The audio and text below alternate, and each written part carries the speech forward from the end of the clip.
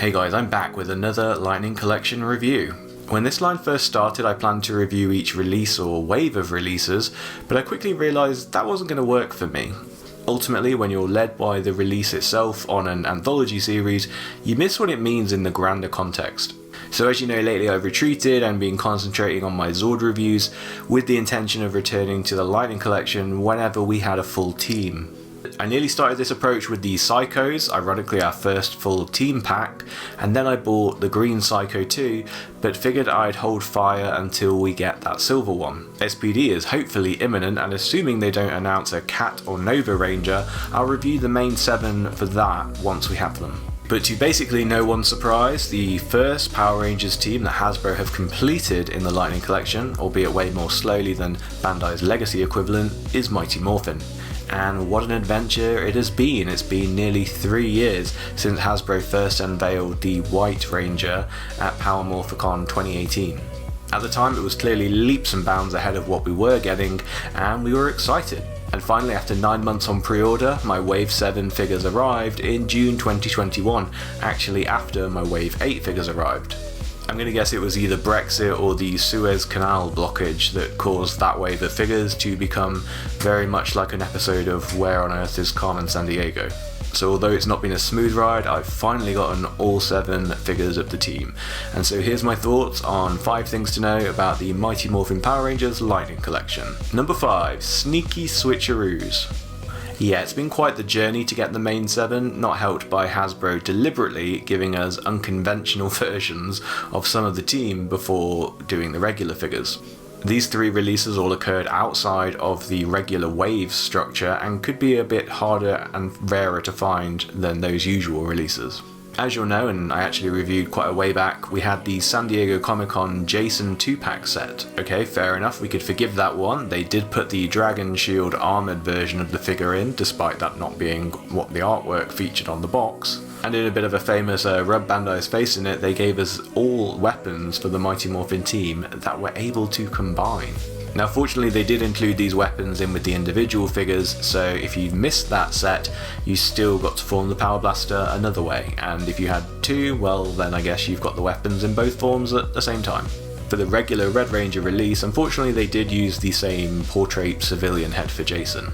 And although Lightning Collection started with Tommy's second power, White Ranger, to get his Green Ranger suit, first they put him in a 2-pack, and it wasn't even the Mighty Morphin Green Ranger, it was the Dino Thunder Dream Sequence Green Ranger from Fighting Spirit.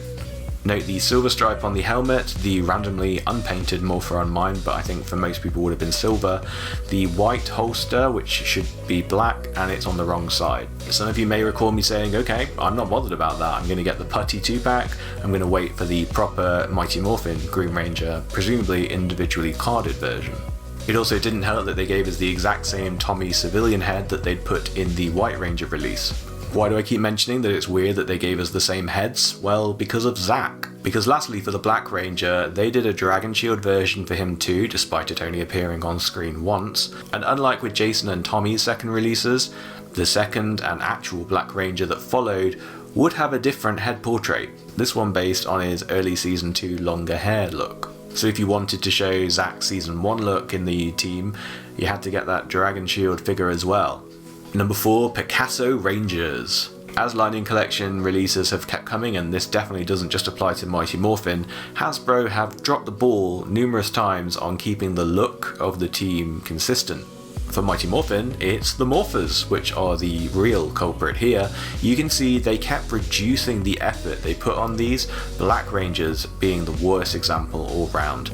But people's mileage varying in terms of what they've received in terms of factory errors. Speaking of the diamond pattern, which gets stamped or painted along the cuffs of the gloves and boots, have been a little sloppy on many of the figures. The civilian portrait heads have definitely given us some laughs and equally cries when not produced correctly. I should mention sometimes the helmets don't fit properly on the pegs under loose. For me it's the Blue Ranger. I don't know what they did to bow the legs of Kimberly the Pink Ranger and make it impossible to actually replicate the stance from the back of the box without hacking into the plastic. And even then its default mode seems to want to be warped out of shape. But the most annoying thing for me was Wave 7's Green Ranger. More so than them just not painting the teeth on the helmet in white and silver and just using silver, I've run into many production problems with the figure itself. Yeah, I purchased practically a whole wave's worth of greens and still didn't get one I was happy with. I did ask Hasbro customer service if they would be able to swap it. They said they can't as they don't have stock. The retailers I bought them from, 2 of them, both sold out before the deliveries ever made it to me. So I'd bought one Green Ranger with the rest of my Wave 7 purchases, and when it arrived and Hasbro couldn't help, I bought 3 more from somewhere else because that helped me make the free delivery threshold, thinking surely one of them is going to be right. They all came with problems. And by this point, of course, both retailers I bought from had sold out. So I'm left wondering what to do, what to keep, and possibly which to try and customize together to get the best look out of them. Again, we've got factory errors on the Morpher, the shield, Tommy's head, the elbow, and quite sloppy painting on the cuffs of the boots. It's weird that for such a fan favourite Ranger, the production of this is possibly among the worst, but I can only imagine it's so they can sell us another one later, which just seems really scummy. Number 3, calling Dr. Frankenstein. On that note, sometimes you need to heavily customize these figures in order to get something accurate. Despite initially saying I wouldn't, I actually bought both the Armoured Black Ranger and Fighting Spirit Green Ranger because their subsequent base figures were so disappointing. For Black Ranger, as mentioned, the Morpher was way worse than the one they had recently done for the armoured version. Why they reduced the quality of things they've literally just done and don't expect us to notice, I don't understand it. So I wanted that Season 1 head and that better painted Morpher, but wasn't so bothered about actually having the Dragon Shield Black Ranger. Fortunately, the Morpher buckles are made of rubber, so with a bit of hairdryer heat and a lot of patience, you can swap them, and that's exactly what I did. But then I got a bit ahead of myself. I kind of realised that the base Black Ranger's gloves and boots weren't as bright a white as they were on the armoured version. Thought I could swap them over, ended up breaking some of the pegs in my armoured Black Ranger instead. Yeah, it did not go well. Even from the initial reveal of Wave 7's Green Ranger figure, you'll remember that many of us clocked that they had decided to forego painting the diamonds on the chest under the Dragon Shield. The ones they had literally just done on the Fighting Spirit version of the figure. So naturally I would have to buy both and customise together to get a more screen accurate version. And yep, still paint the helmet teeth in later. This cheating out on details that they had established initially, I don't think we would have seen that from modern Bandai, because they certainly had the respect for replicating the show suits as much as possible. You can't help but cynically feel that it is a bit of a cash grab from Hasbro because they made it so there was a solution, you just had to pay twice at least to get it.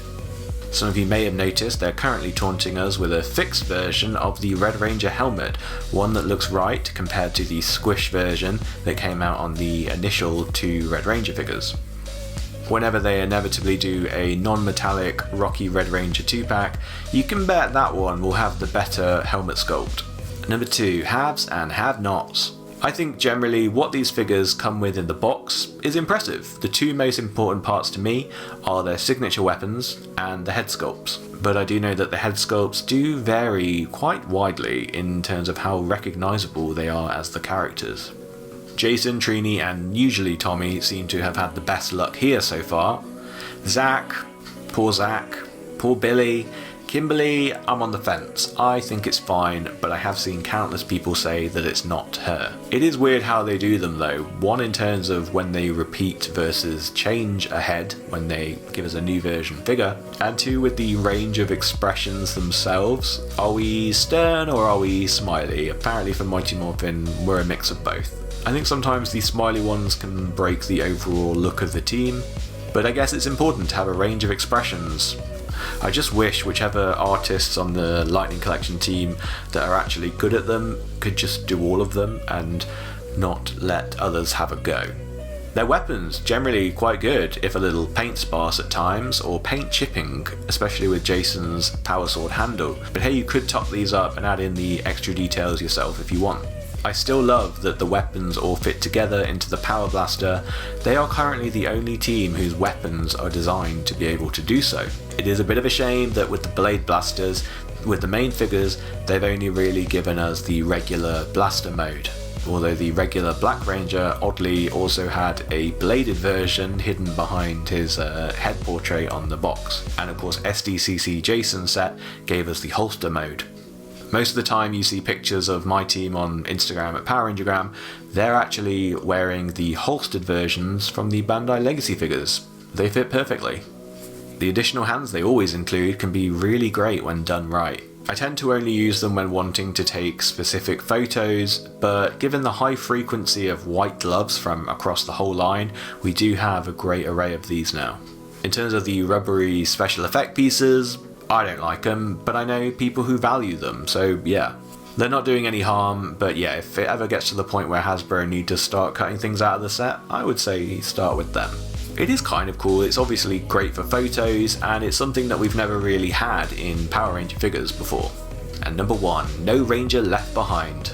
Lightning Collection for me is the first time where I've done the whole pre-order game. I remember with the Legacy figures I would normally wait until they were out in the wild and then find a way to acquire them then. But times have changed, and with these, you can't wait. The model has changed so much from being able to rely on having like a toy superstore like Toys R Us around. It's really flipped from the traditional big box toy stores into making internet pre-orders now months ahead of release. It's annoying in a sense because you don't really know the quality of what's going to arrive. Refer back of course to the above reasons why you might prefer to get the chance to choose from a range in person. But without Toys R Us and really without even supermarkets carrying these toys, it can be difficult to ever get that opportunity. You have to pony up ahead of time and just have faith that the figure that arrives will look good. And I think this is where Hasbro need to step up their game most urgently, because often when Lightning Collection arrives, you're kind of wincing opening the box like, what landmines will these figures have stepped on to get here? The alternative though isn't so great either. You just miss your shot at getting them on release. Maybe they go on sale somewhere and you get them cheaper later, but I think more likely for Mighty Morphin is that you're going to end up paying way more afterwards. You know, in Wave 7 they already re-released the White Ranger, they're re-releasing the Pink Ranger, and of course there's the Aisha and Cat double packs where now you get new base forms for the Pink and Yellow Rangers. So it feels like you have to have your wits about you at all times, because these pre-orders can pop up at any point. What I think though that must be annoying is for casual fans who maybe don't want to make a 2-year commitment to getting just one team of Rangers. They would prefer an option to be able to buy them all together in one swoop. I'm obviously all in at the moment, and Bandai's Legacy series, shall we say, prepared me for this approach. But I do wonder what people think when they want a full team and yet they're only able to get 1 or 2 at a time. And then maybe have to make an aftermarket purchase to complete the team, which costs them big bucks. I think inevitably Hasbro will keep re-releasing new versions of this team. They'd be silly not to. I'm sure there'd be new heads, new Blade Blaster modes like the Thunder Slinger, maybe as well the Thunder Cannon from Season 2 that could go nicely in a 5-pack. Who knows, maybe even the Season 1 cycles could get a nice redo. All in all, Lightning Collection feels a bit like whack-a-mole, but I guess that's the game. You're either in or you're out, and chances are if you're in, you're not just buying Mighty Morphin. So what then do you guys think about the Lightning Collection Mighty Morphin team? I could have talked about Zordon and Alpha and the villains, of which there have been many, but I wanted to keep this video fixed on the main team of 7 for simplicity. Do let me know your thoughts in the comments. Have you paid above the odds? Have you had any errors? Do you just generally really like this team and think I'm being too finicky? Let me know, I look forward to reading them.